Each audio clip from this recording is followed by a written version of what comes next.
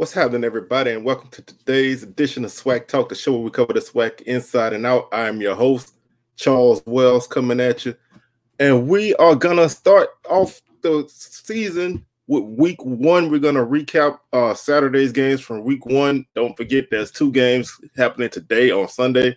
We'll recap those games tomorrow on Monday. So a lot of SWAC action. Probably, what I would say is your typical SWAC Week 1, lots of non-conference games, lots of disappointment in the non-conference, and a couple good games. One was unexpectedly good, and the other one was probably closer than I thought it would be.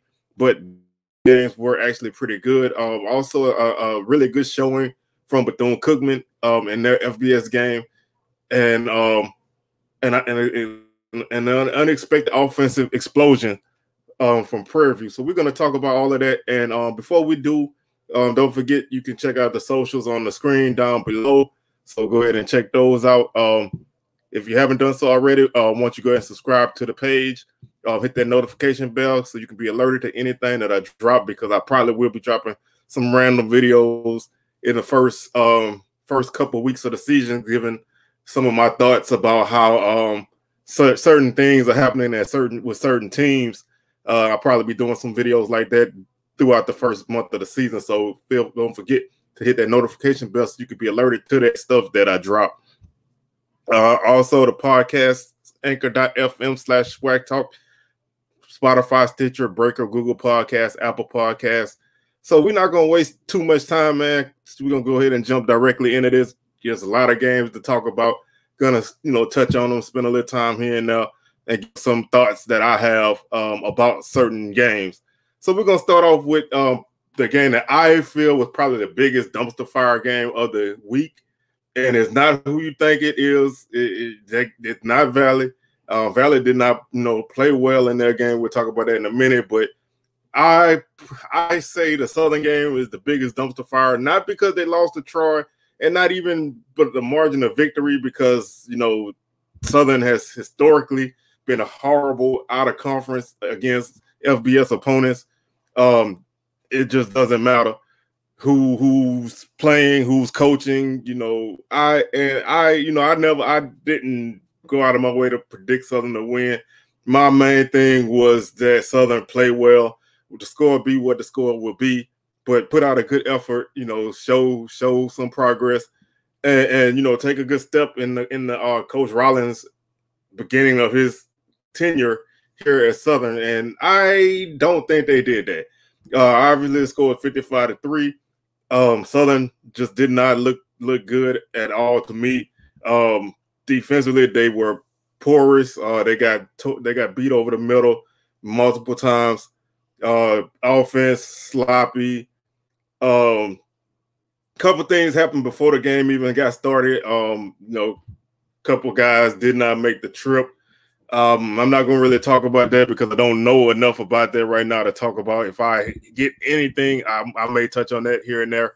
But definitely just not, to me, not a good outing at all, and that's disappointing. Troy they have an explosive offense, but they're not really, really good.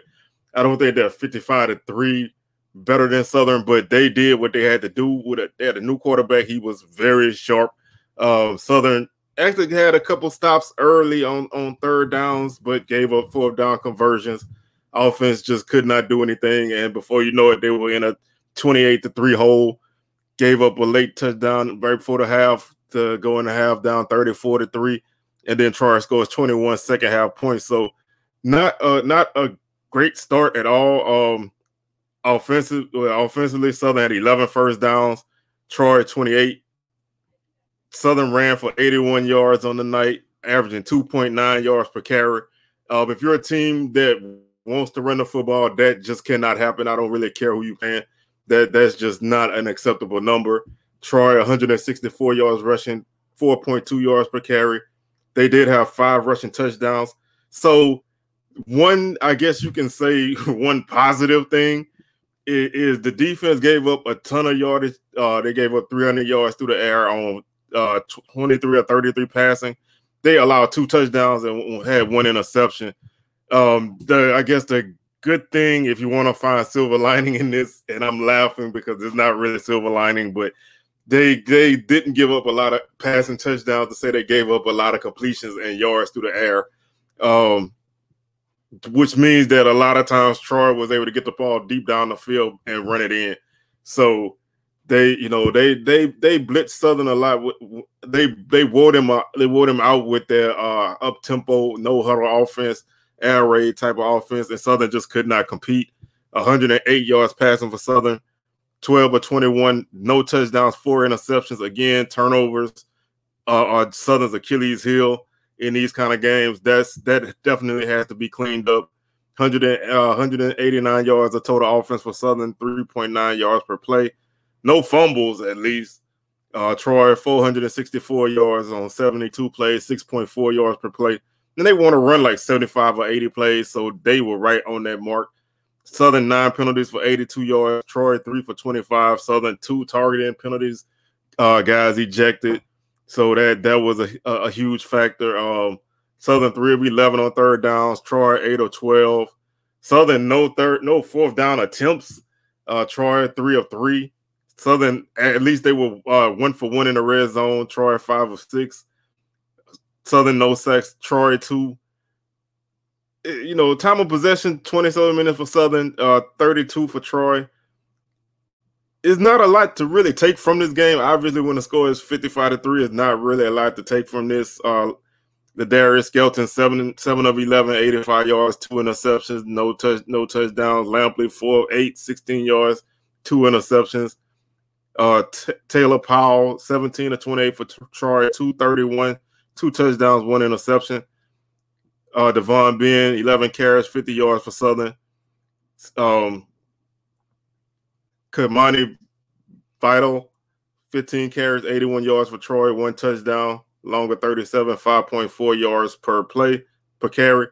I guess, like I said, one thing, taking little things out of this, Troy, they beat Southern with 1,000 cuts. They didn't hit a lot of huge plays. Their longest pass play on the night was 30 yards.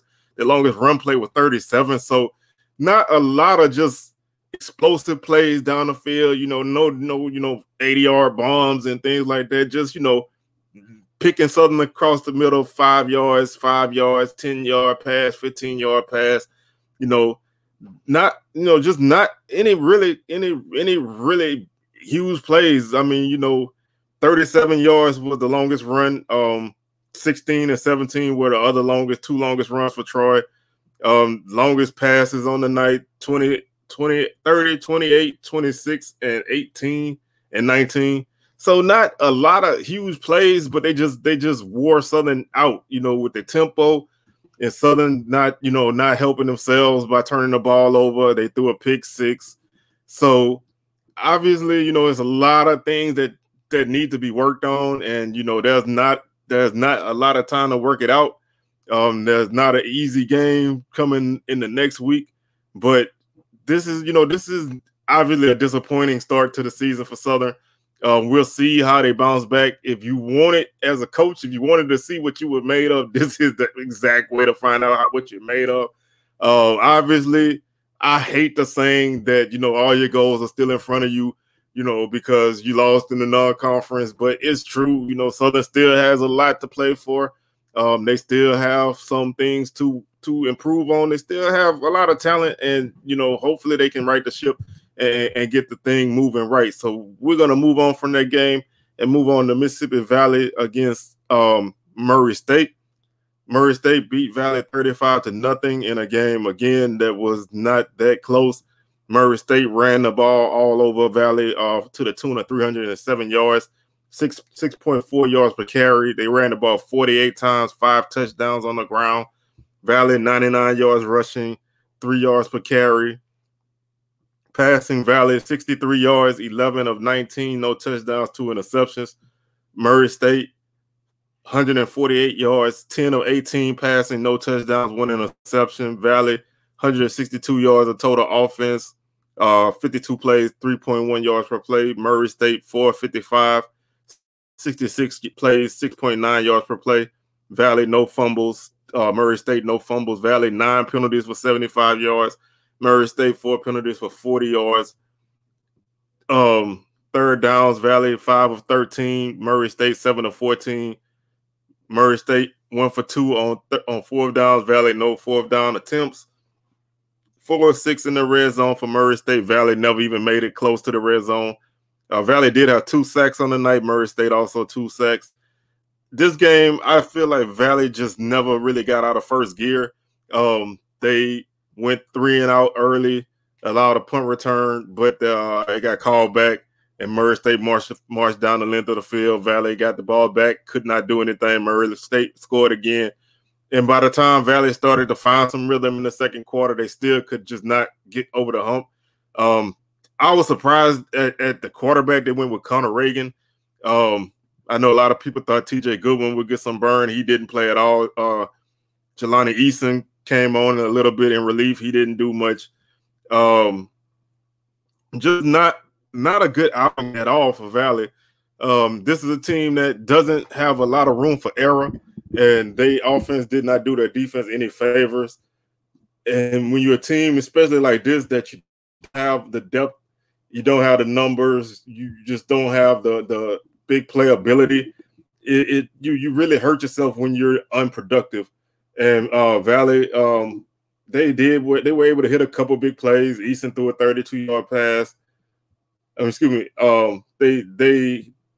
They did not have any long pass. I was looking at Murray State. I'm sorry. The longest pass completion for Valley on the night was 15 yards by Reagan. The longest run on the night was 16 yards by Reagan as well. So no super explosive plays at all. Like I said, they barely got across the 50 most of the night, and it was just a rough outing for Valley.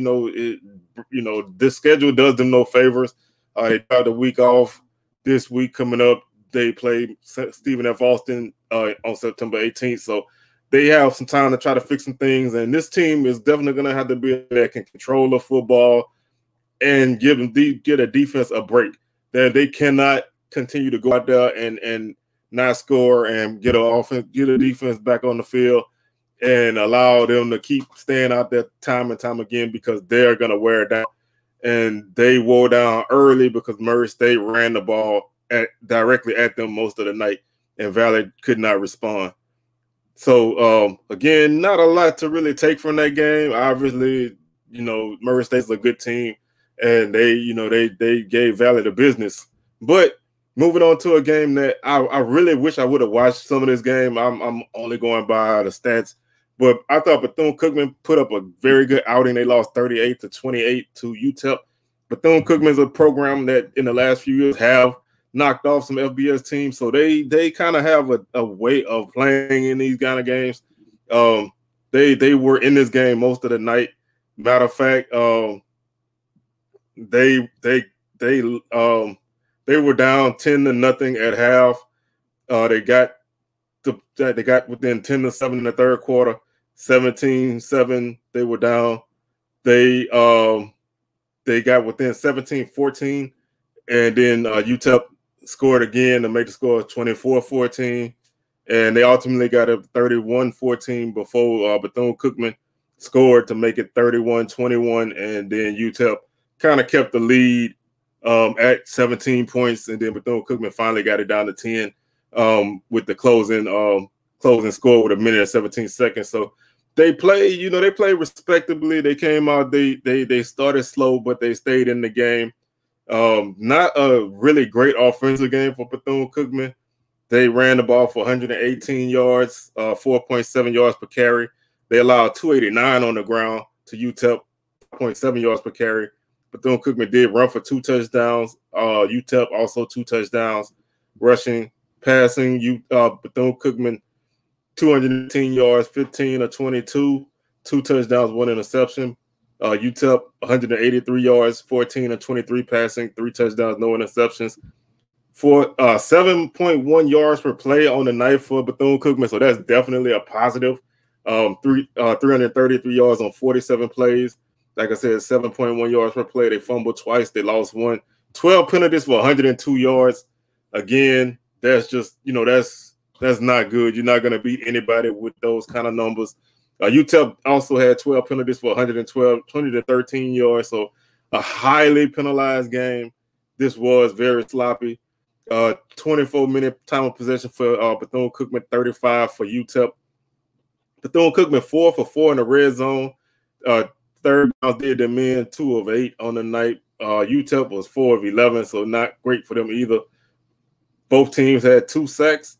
So Bethune-Cookman, you know, I think they represented themselves well, especially with an offense that's, you know, they didn't have an established guy coming in at quarterback. I think Shannon Patrick's going to be the guy. He went the whole way, 15 or 22, 215, 2 touchdowns, 1 interception, 2 sacks on the night. He had a 58-yard completion.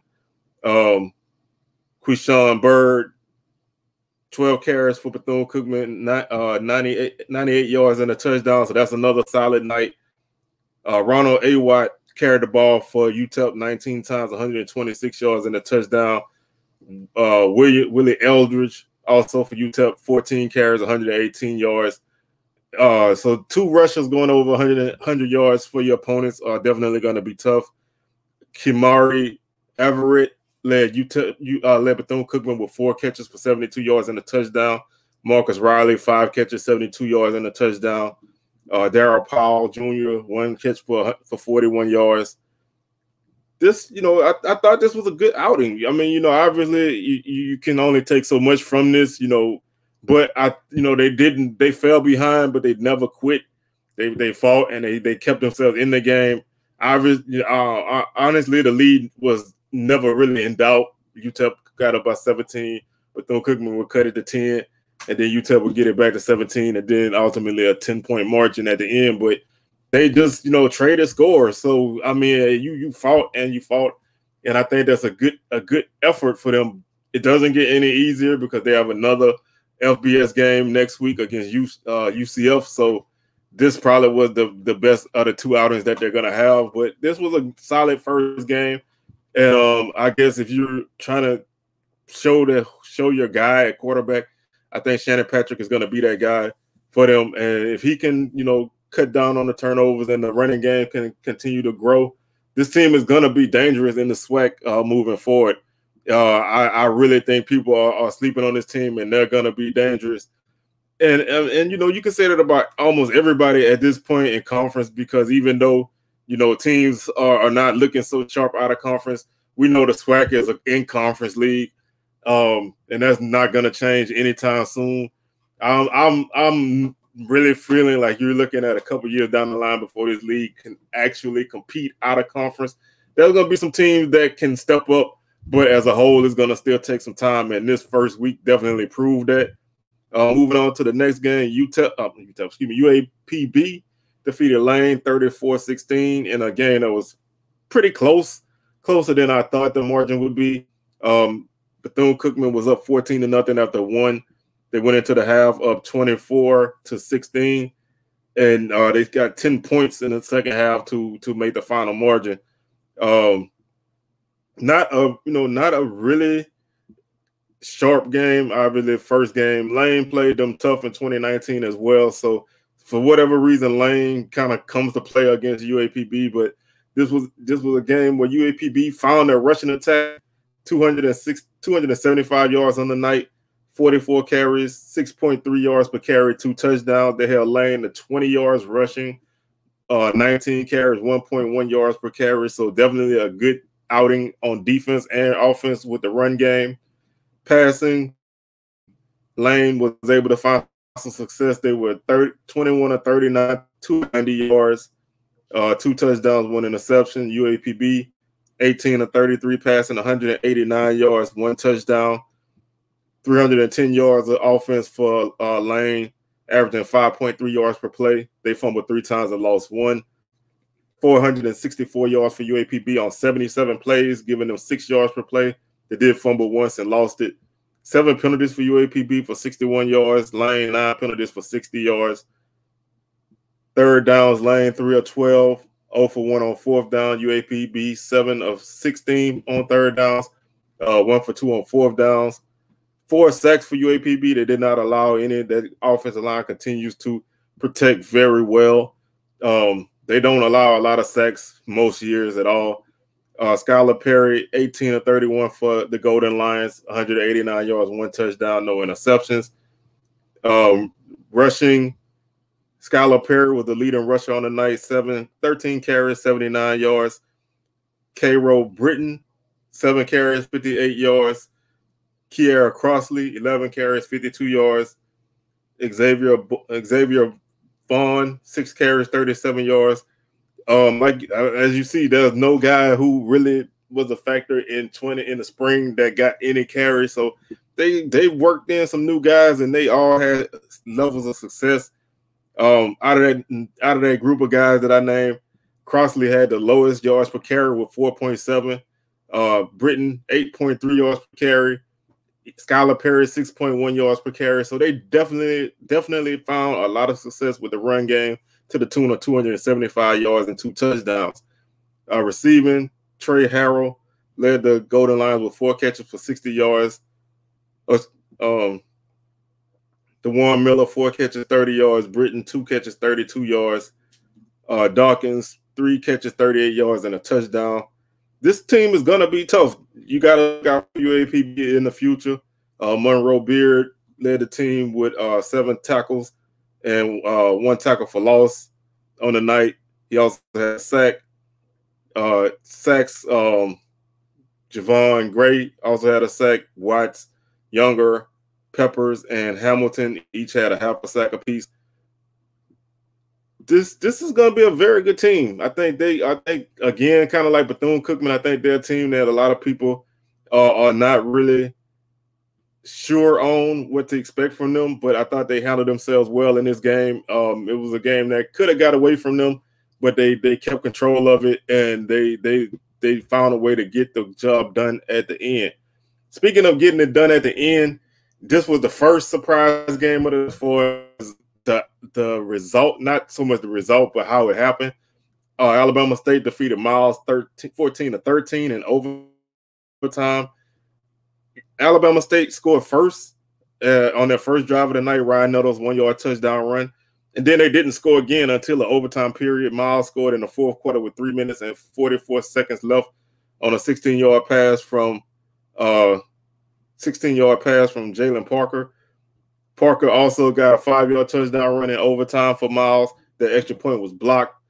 Corey Merritt scored the touchdown to tie the game up for Alabama State from 1 yard out, and the extra point was good to get them a 14-13 win.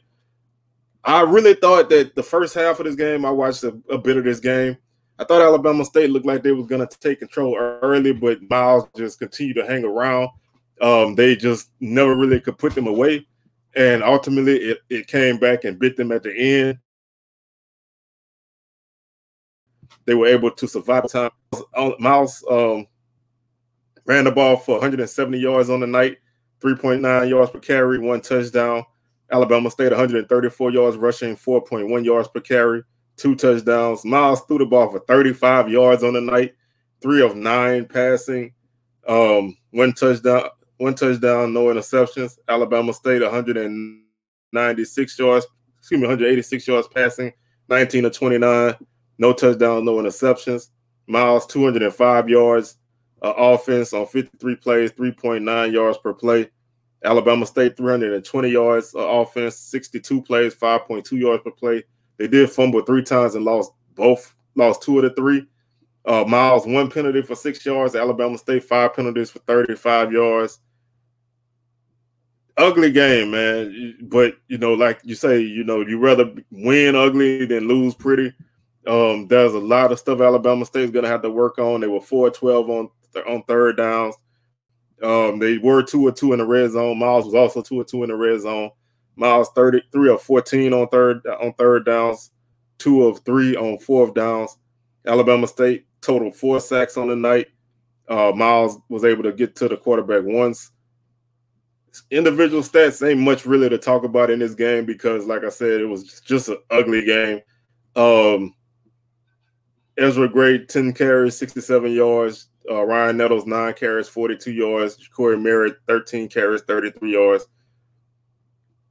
it's still, Jeremiah Hickson had a very good game for Alabama State. He had 8 catches for 92 yards on the night. Keyron Jones, 4 catches for 40 yards. So there's a lot of work to still be done in Montgomery, but Miles is not a pushover team, and they were able to stay in this game even with a lack of a passing attack and not even a crazy running attack. They just were able to just kind of hang around. It was just like a weird game that never really got out of first gear, and Alabama State ultimately was able to win. The game that I picked as the upset of the week did not turn out that way. Prairie View 40, Texas Southern 17. Offensive explosion from Prairie View. I did not expect 40 points, but definitely a good outing for them. Texas Southern actually had a 3-0 lead, but they just could not maintain the balance of the game. Prairie View ran the ball for 132 yards on the night, 3.5 yards per carry. Texas Southern 93 yards rushing, 2.9 yards per carry. The Panthers got it done through the air. 354 yards, 25 of 37, 3 touchdowns, 1 interception. Texas Southern 181 yards passing, 20 of 41 on the night, 1 touchdown, no interceptions.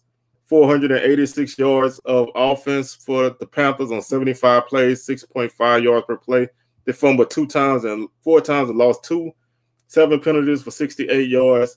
Texas Southern 274 yards of offense on 73 plays, 3.8 yards per play, 1 fumble, and they lost it. 5 penalties for 50 yards. So not a crazy amount of penalties in this game. Prairie View 8 of 16 on third downs. Texas Southern 4 of 14, 5 of 6 in the red zone for the Panthers, 3 of 3 for the Tigers. Both teams had 1 sack apiece. Thought it was a very good first game at Prairie View for Jawan Puma Pass. 25 of 37, 354 yards, 3 touchdowns, 1 interception. He had a long pass of 72 on the night. Jalen Brown, not so hot this second starter of his. 20 of 41, 181 yards, 1 touchdown, no interceptions. Then Damian Brooks led Prairie View with 15 carries for 54 yards, 1 touchdown pass, 7 carries, 29 yards on the night. He had a long of 29. Texas Southern, Ladarius Owens, 9 carries, 46 yards, and a touchdown. Jalen Howard, 4 catches for 136 yards for Prairie View and 2 touchdowns. Antonio Mullins, 10 catches, 131 yards, and 2 touchdowns. Keelan Davis led Texas Southern with 7 catches for 79 yards. Jaron Johnson, 5 catches for 43 yards and a touchdown. Great offensive game from Prairie View. I really was like, the main reason why I was running so hard with Texas Southern in the previews was because I didn't think Prairie View's offense could find any explosiveness. And man, they were able to. They, like I said, they hit a bunch of big plays, and they were able to have 2 guys go over 100 yards receiving and run the ball, solidly, not tremendously great, but they ran the ball well enough. And the defense did what the defense does. They slowed Texas Southern way down, and they never really allowed them to be a factor in this game. So Prairie View, it's one game. It's a SWAC game, so I look at it a little bit different. It's one game. They put themselves at the top of the West Division right now, and I think they can be a factor moving forward. So people are going to have to start to really pay attention to what this team does, because this offense is only going to get better week by week, and the defense is going to continue to do what they do. Texas Southern, I thought this was a good chance for them to get a W, but obviously it didn't work out that way, so we'll see how they bounce back in the future. And our last game of the day was probably the best game of the day. The score was definitely a surprise to me, but these are the top 2 teams in their respective conferences, at least in the preseason. South Carolina State dropped a very close, tough affair to Alabama A&M, 42-41. Really, I was very surprised by the offensive output of South Carolina State, especially the scoring, because I did not think their offense could keep up. They were able to run the ball for 242 yards on Alabama A&M, 6.5 yards per carry, 4 touchdowns on the ground. Alabama A&M 143 yards rushing, 4 yards per carry, 2 touchdowns. The passing game obviously was the difference 426 yards for Alabama A&M, 28 of 49, 4 touchdowns, no interceptions. 14 of 28 for South Carolina State, 1 touchdown, 2 interceptions, 213 yards. 455 yards for South Carolina State, 7 yards per play, no fumbles. Alabama A&M 569 yards, 85 plays, 6.7 yards per play. They fumbled 3 times and lost all 3. There was I think there was a couple of tough plays for South Carolina State late in this game, but I really thought this was a very entertaining game. I think South Carolina State definitely handled themselves well in this game. I was surprised by their offensive output, but A&M's offense is definitely as advertised. 3 of 14 did South Carolina State in on third downs. 6 of 14 for the Alabama A&M Bulldogs. The South Carolina State Bulldogs were 3 of 4 on fourth down. AAMU 3 of 3 on their fourth down conversions. Both teams were really good in the red zone. 5 of 5 for South Carolina State. 6 of 7 for Alabama A&M. 3 total sacks on the night, 1 for South Carolina State, 2 for Alabama A&M. Defensively, I think A&M still has some work to do. Corey Fields, 14 of 28 for South Carolina State, 213 yards, 1 touchdown, 2 interceptions. Akil Glass, as advertised, as per usual, 28 of 49, 426 yards, 4 touchdowns, no interceptions, 1 sack. Fields led South Carolina State with 89 yards rushing and 1 touchdown. Kendrell Flowers, 14 carries, 80 yards, 3 touchdowns. Garrett Quarles was able to have a very big night for Alabama A&M on the ground with 22 carries, 129 yards, and 1 touchdown. Shaquan Davis led South Carolina State with 5 catches for 140 yards. Brian Jenkins Jr., 5 catches, 116 yards for the Bulldogs at Alabama A&M, 1 touchdown. Ibrahim, 7 catches, 82 yards. Adu Hilaire, 6 catches, 70 yards, and a touchdown. Kendrick Johnson, 3 catches, 55 yards, and a touchdown. Big play, Zay Moore, 3 catches, 46 yards. D. Anderson, 2 catches, 37 yards, and a touchdown. So that's a guy that just transferred in that's paying off dividends for the Bulldogs in the passing game. And they're going to be tough because this was a very tough game against the predicted MEAC champ. And they fought and they won. Defensively, they did not play great, but the offense did what it was. And I think this is probably what you're going to see from Alabama A&M throughout the course of the season. You're going to see a lot of shootouts that they're probably going to win the majority of because their offense is very tough to stop, let alone slow down. So a mixed bag of games this week. There was a couple unexpected outcomes, a couple expected outcomes, but ultimately a pretty good week of SWAC football. 2 big games today: Grambling, Tennessee State, and the Orange Blossom Classic, FAMU, Jackson State. So both of those games are televised, ESPN2 for the Orange Blossom Classic, Black College Football Hall of Fame game, or whatever it's called. 3 o'clock kickoff, NFL Network. So check those games out. We'll recap those games tomorrow. Went a little bit long, so I'm going to go ahead and get on up out of here right now. Everybody enjoy your Sunday and watch some SWAC football. We see you guys on Monday. We out.